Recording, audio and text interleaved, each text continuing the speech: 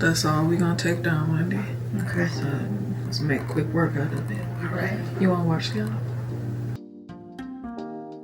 Hey y'all, welcome back to my channel. If you're new here, my name is Niara Alexis, and like you saw by that intro and the title of this video, we're doing a braids takedown, a partial takedown. I'm refreshing my braids, but I want to share with you guys some tips on a successful takedown so that you're not taking out all of your hair with the takedown. And then I'm going to show you my fallout at the end. Me and Wendy were just chit-chatting here watching Scandal. There are a few moments, actually there's one specific moment that I'm going to stop talking for so y'all can hear what she did. But my number one thing when you are taking down your braids is to be patient. Take your time and enlist some help if you can, like I did. It'll make it go by faster, but don't try to rush and do it all yourself. That's when you're gonna start yanking and pulling and tugging and combing and brushing way too hard, and you're gonna cause more damage and not retain that length that you have grown with your protective style. So take your time. Now I want y'all to hear what Wendy tried to do here. Listen to this. She committed the cardinal sin. Listen. I posted on message boards and websites, and I made flyers, and I tried to get on TV, and I asked and asked, but no one would listen to me. No, Wendy, you gotta comb from the bottom. You gotta comb from the bottom. Do y'all see she tried to comb my hair from the root? From the root. If you are doing that and you feel like you are seeing way too much fallout or breakage with your protective styles, that is why. You never ever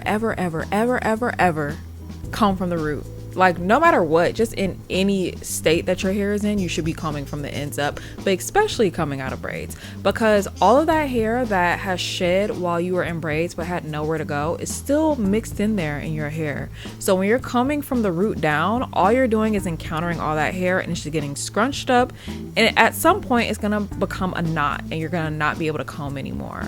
Combing from the bottom up helps you release that hair before it does that, okay? So please don't be doing like Wendy did out here. And this also leads me to believe in anybody else out there who is called tender-headed all their life. We were not tender-headed, y'all. They were yanking us balds from the root, and I have photographic evidence. So show your mamas, your aunties, your grandmas, whoever was doing your hair that was calling you tender-headed, show them this and say, were you doing this? Because if so, that's why I was not tender-headed. The other thing too, you want to make sure that you are going through and detangling every single braid. So after me and Wendy get done taking a braid out, we go through, comb through it, and then we go back through it with a paddle brush as well to make sure that all of the hair that shed came out. Because if you go to wash your hair with a lot of that shed hair in, it's gonna start to mat up. So you want to make sure you get all of that out. It might seem a little bit excessive, but combing it out helps a lot going through that whole washing and conditioning process. And you can also use like a leave-in conditioner if you want to. I'm not using one here, but I've heard people like mix like water, leave-in conditioner. I've tried an oil before. That also helps too, like if you put a little bit of oil on your hands or oil on your braids to help like give it some slip, because I do find that my hair is pretty dry when I'm coming out of braids. So adding additional product for additional like slip and just to make things a little bit easier and less tangled is also advised if you're having issues with that. And I think that's pretty much it. Take your time, don't be pulling from the root, and add additional product if you need it.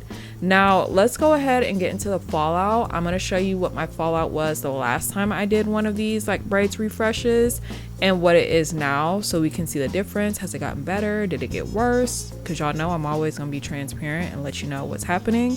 So let's get into that.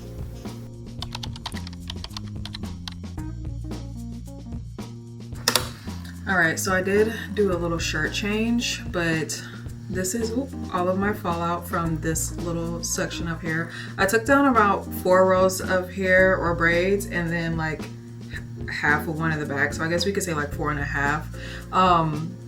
But you see how thick and dense my hair is? It's basically all natural at this point.